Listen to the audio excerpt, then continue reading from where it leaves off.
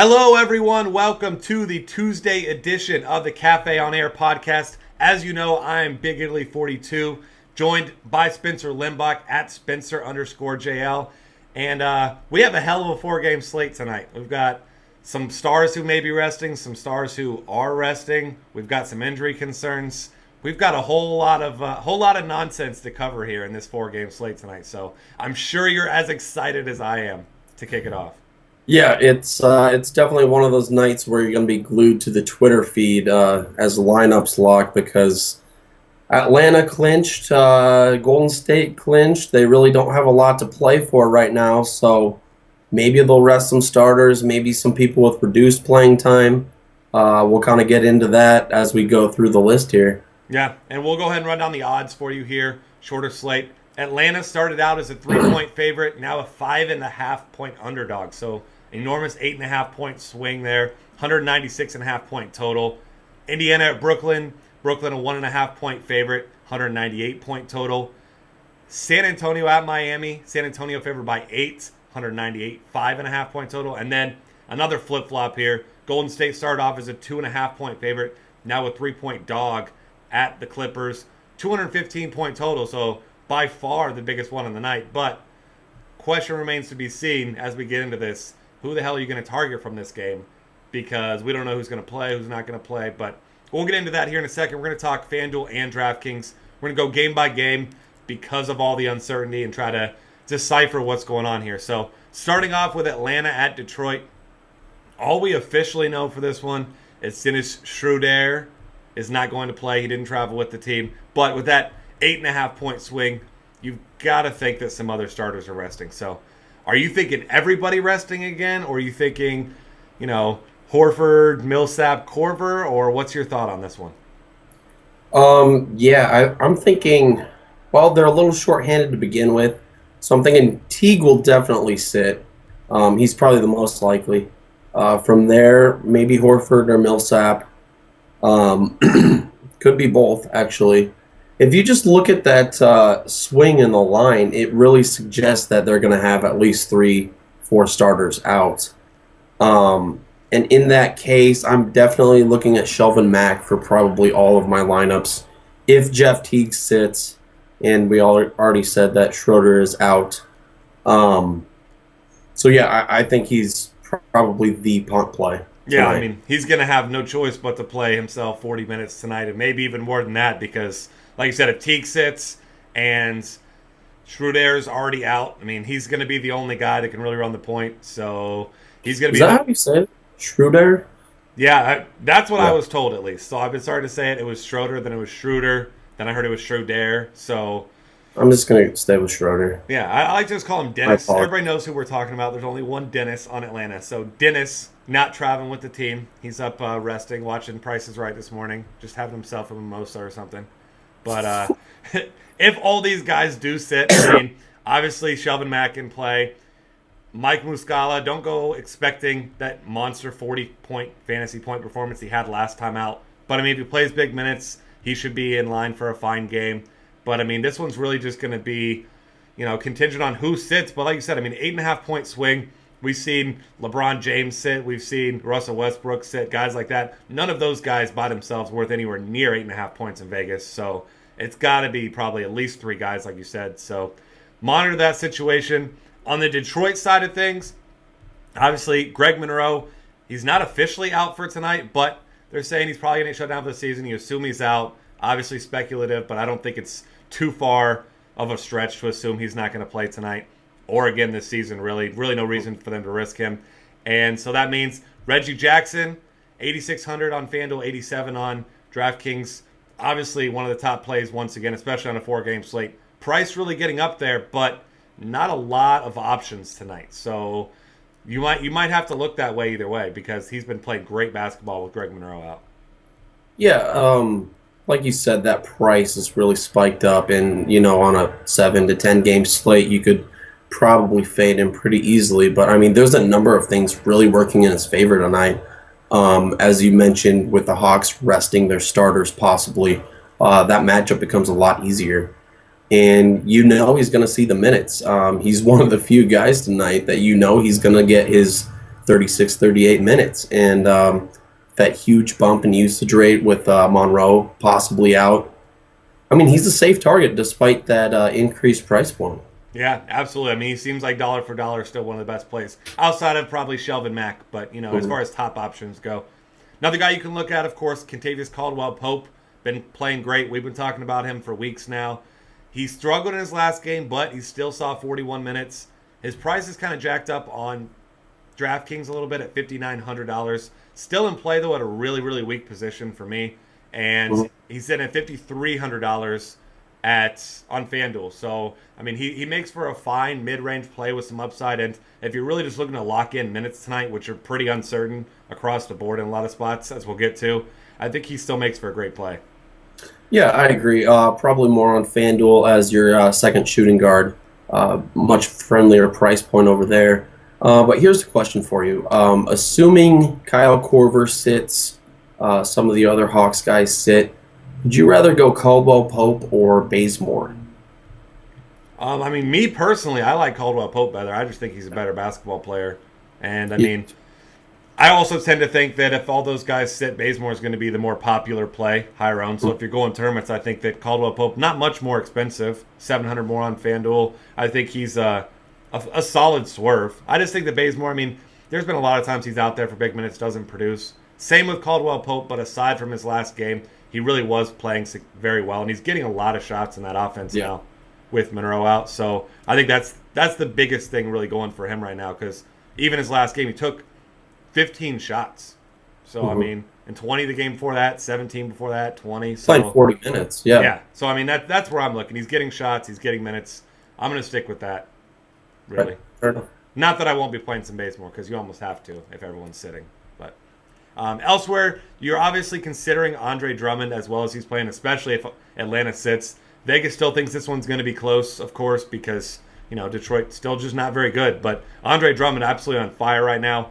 But his price is definitely indicative of that at $9,400 on FanDuel. You can get him at a little bit of a discount on DraftKings at $8,900. So I think he's probably the highest upside play at center tonight, but definitely not a necessary play at his price tag. Yeah, I agree. I mean, he certainly has the potential to just, have a monster game with Monroe out as he has, in the past week or so. But on top of that, the matchup, even if Al Horford sits, then you got Pero and Teach in there. And he's going to have to chase him around the perimeter, which really isn't a great spot for him to grab rebounds and, put up a 20-20 game like he's capable of, like you hope for when you're trying to catch his upside. Not saying he wouldn't be capable of doing that because, I mean, obviously he could grab 10 offensive rebounds and, just eat up front like that. But, just a tournament play as usual for Andre Drummond. I'm not really going to have too much exposure to him.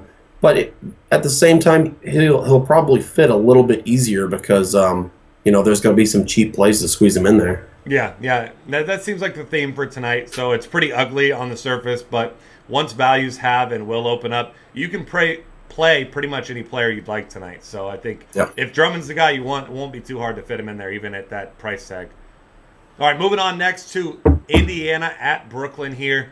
And we know Brooklyn has been getting shredded down low in the front court. Unfortunately, on the Indiana side, no consistent, reliable options down low that you can expect.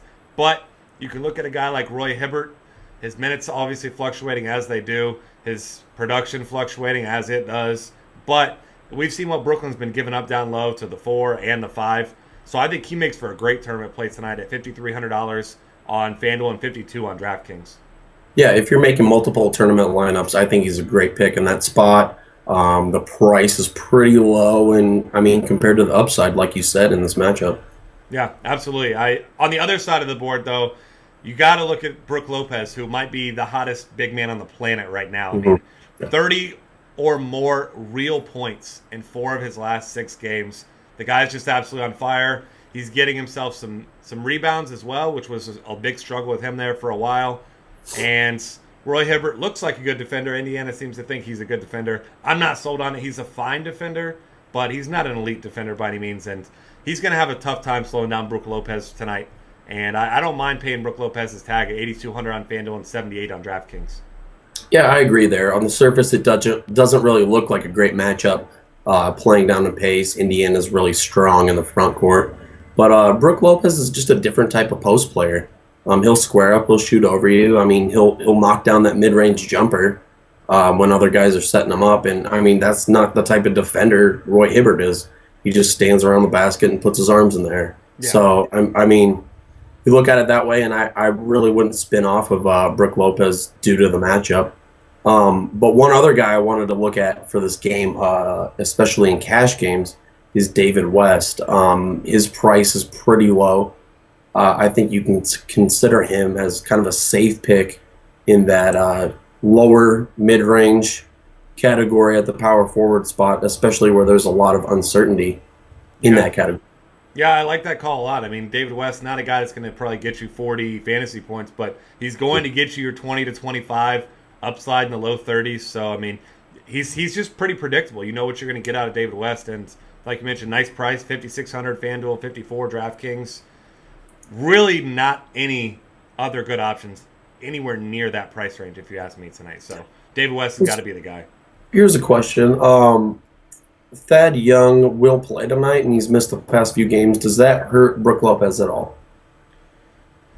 In terms of volume, maybe? Maybe a little bit of volume, but I mean, if you look at Lopez's logs, he took 22, 16, 26, 19, 14, 20 shots. So it seems like ever since the 20th, the game against Milwaukee, he's had a significant uptick in production, shots. He's kind of been the focal point of the offense. I mean, Thad Young played in a few of those games, so I think they're just running the offense through Brook Lopez because he's having tremendous success down low right now. Right. Trying to show his brother Robin how it's done. So maybe Robin can work on that post game a little bit. Robin, he's just too busy with the mascots, beating up the mascots and just trolling them. And the hair, he's got great hair. I mean, it's not an easy he's got job. beat in that department. He's got me crushed in that department. So, but yeah, elsewhere in this game, not a lot of guys I'm in love with. I mean, Darren Williams missed practice yesterday. He was at shooting around today. You can look at him as a tournament play because he's cheap. Obviously volatile. You still don't know for sure what you're going to get out of the minutes there, but he's only 5,800 on DraftKings, 62 on FanDuel, so I think he makes for a fine tournament play. And in case you haven't really noticed the trend here, not a lot of guys that seem like locks for cash games at this point with all the uncertainty. So it's one of those nights. Yeah, one of those nights where you're going to hear a lot of GPP tournament play. So you're going to have to find which guys you can trust the most. But George Hill seems like he's in a fine spot that you can trust. But $7,500 on DraftKings, 74 on FanDuel. He has that fine floor, probably right around 25 fantasy points. But that's a pretty steep price tag for George Hill, I think. Yeah, I'm rather bumping up to Reggie Jackson or spinning off to like Shelvin Mack if the injury situations open up. Yeah, I agree there. Anybody else you're looking at? I mean, Rodney Stuckey's questionable in this game. He could be a fine play, but as usual, pretty pricey for a bench player because he does go off from time to time. Joe Johnson's been playing really well over his last 2 games, but tournament only. Yeah, I mean, if I'm playing Joe Johnson, he's getting 12 fantasy points. So if you want to play him, let me know on Twitter. I'll go ahead and just not play Joe Johnson. That way you can get your 35 fantasy points and crush me in tournaments. But I always hit him on those dud nights. It's just one of those things. He's my nemesis at shooting guard. One more guy from this game, and I think it's kind of weird that we're spending this much time on a 198 over-under with a couple slow-paced teams, but I mean, this is a really competitive game, and you know who's going to get the minutes, so, there's a little bit, where the volume's going to go. And at the small forward position, small forward's pretty gross tonight. Yeah. CJ Miles is maybe someone I'll consider, especially on FanDuel, where you have to lock in 2 small forwards. His recent production has been pretty good lately. Obviously, it's going to be tied to Rodney Stuckey's status. If Stuckey's out, CJ Miles I think you can deploy him with confidence, if there is such thing with CJ Miles, because he's inherently volatile. Yeah. But, I really don't mind him if Stuckey is out.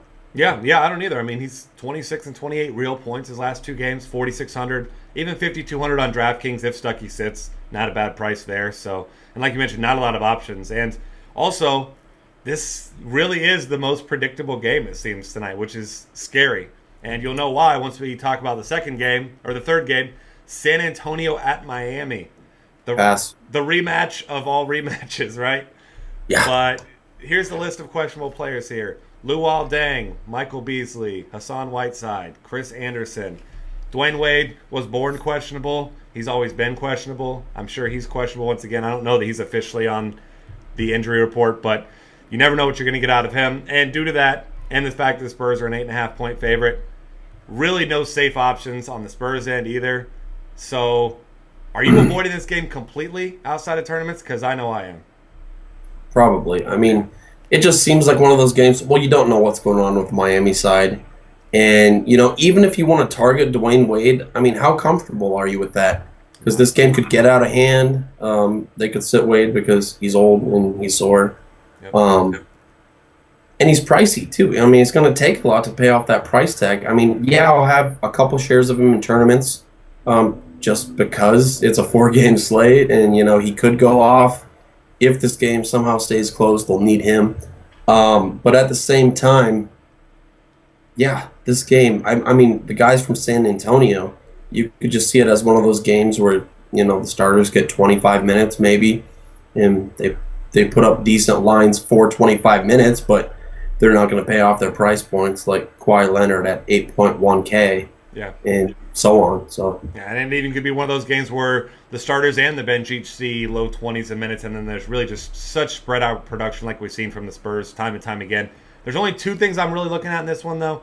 If Hassan Whiteside and Chris Anderson are both still out, Udonis Haslem is forced into big minutes like he has been. 5,100 on FanDuel. I don't like paying for him at his age in that spot at all. $4,400 on DraftKings, a little bit easier to stomach. But, I mean, he's going to have to play 30-plus if those guys are out. I don't love the pick, but if you have to have someone from this one and he fits, I guess I don't mind him. But if Deng and Whiteside, maybe Chris Anderson, but really if Deng and Whiteside both play and they're not going to be limited, then you can target some guys on the San Antonio side because it should be a more competitive game. But, I mean, if you see Deng and Whiteside both sitting, this game's going to be ugly. And even if it's not ugly, the Spurs aren't going to care. They're going to win.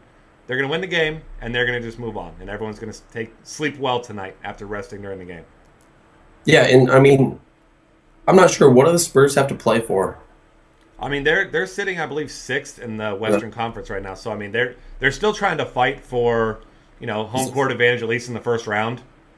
So, I mean, there's some incentive there. But in all reality, I mean, if you got two of the 4 best players, 3 of the top 6 players, really, for the Heat maybe not playing, then the Spurs aren't going to need to do anything. Yeah. Yeah. And from the sounds of it, Whiteside might play, but he's just kind of going to be there. Yeah. If you know what I mean. Like, he's not going to be effective at all. So, I mean, don't target him. I'm really not targeting anyone from this game. Yeah. Like, even if Deng and Beasley sit, then Henry Walker's in there, but he's just such a low fantasy producer. Just kind of stands there. Some balls get tipped his way. Maybe he'll take a shot if he's open. I mean, he's just not he doesn't have a good fantasy game. Yeah. Maybe in a tournament if you're really looking for a cheap play, but he's just not that cheap either. So I don't know. I don't like it. Yeah, and outside of the Atlanta game, like you mentioned, he doesn't shoot the ball. Shot 5 times, 8 times, 3 times, 6 times. I mean, these are all 20 plus. I mean, 34 minutes, took 5 shots. 28 minutes, 8 shots. So, like you said, really no volume there. He's the guy that's standing on the court. He's like an Aaron Aflalo type, except he actually hits jumpers sometimes. So, I mean, he's a just minute eater. Yeah. Yeah. So like an inning eater in baseball. Yeah, exactly. He's that guy. He's the Bronson Arroyo. But, yeah, I mean, this one, like we said, a ton of uncertainty, and so wish we could give you some more input on it here. But definitely you're going to have to just monitor the situation and see what's going on there. But as is right now, that one's pretty hard to target. So we move on to the only game with an appealing total on the entire night. Golden State at the Los Angeles Clippers. You and I talking before the show. Golden State doesn't actually have anything to play for. We really wish they did because this one's got a ton of fantasy appeal. It would be easy to just go ahead and just stack this game, fill in with values everywhere else, and move on. But like I said, Golden State, we heard that Draymond Green may sit in this one. It looks like with that big spread, moved over 5.5 points. Maybe someone else is going to sit too because Draymond Green's not worth 5.5 points. So, at least not to me. So, and especially the fact he's not even playing a lot of minutes recently. Averaging, I think, 28 over his last 8 games. Trying to get him some rest. So, you assume he's not going to play. I mean, Aaron on the side of caution, but it's already been reported he probably won't. So that's where it gets tough because you want to play guys like Steph Curry, Klay Thompson, but there's really no guarantee they're going to see minutes. So what's your take? Who are you looking at? Yeah, I mean, you just really don't know with Golden State. Hopefully, we get some sort of indication, maybe after a shoot around, maybe leading up before tip off. But I mean, this is the late game. I don't know if we'll receive word in time. So if that's the case, it looks like the Clippers are the safer play. They have, a little more motivation. They're at home. They're going for this game. It's going to be a high over/under, high total either way, regardless if Golden State sits their players or not. So kind of like as we were talking before the show, Curry and Paul kind of in the same price range. It was a little bit of a toss-up. Which way should you go? Maybe Curry in this spot, but with the uncertainty around his playing time and the motivation, I think Chris Paul's a better play. Because he'll be seeing the heavy minutes. He'll be pushing it. The Clippers really want to win this game. I think that's the tiebreaker between the two, and I'll probably go that route. Yeah, and then that's a great point because, I mean, at this point in the season, as we've said a bunch of times, you got to be careful. You got to pick your spots. Teams that don't have anything to play for really have no incentive to throw out their guys there for 40 minutes in a night just because the game's competitive, because they don't care. So one other thing to talk about in this one that I did note, but I hadn't said anything about yet, Blake Griffin did say he has minor swelling and soreness in his elbow after falling yesterday. So keep that in mind. But, I mean, he has a tremendous price tag right now if he's going tonight. $8,800 on FanDuel and $8,600 on DraftKings. So assuming that he's fine, and he says he thinks he'll be fine to play tonight, he makes for actually, I don't know about value, but I mean really, really discounted price for his upside tonight against a Golden State team who, little known fact that they've been struggling a lot with power forwards recently. Yeah, I'm going to have several shares of him tonight. I mean, just because there's no one else at power forward. I mean, there's no one else to spend on. Yeah. Really. I mean, I think a Clippers stack really kind of makes sense, especially if you're gonna venture out into cash games tonight. If you just go like say Chris Paul, Matt Barnes at the small forward, and Blake Griffin at the power forward, you kind of fill in around it. Go maybe Shelvin Mack. Just kind of mixing and matching around that. I think that's a solid strategy.